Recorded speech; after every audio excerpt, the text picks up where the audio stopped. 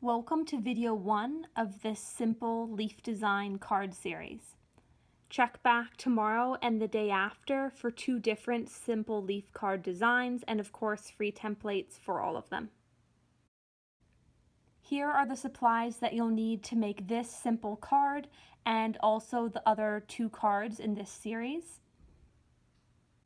Start by taking your pencil and base paper for your card and drawing out the design. Once you have everything drawn out in pencil, switch over to a thin black pen and simply outline everything. Here I'm using a Faber-Castell pen in thickness or size M. A really easy way to customize this design would be to simply change the pen color that you're using. Once you have everything outlined in black, I just took my eraser and removed some of the remaining pencil lines that were still visible. And once you've done that and any other final touch-ups, this card is complete. I hope you check out tomorrow and the day after's video for 2 more simple leaf design greeting cards. Thanks so much for watching.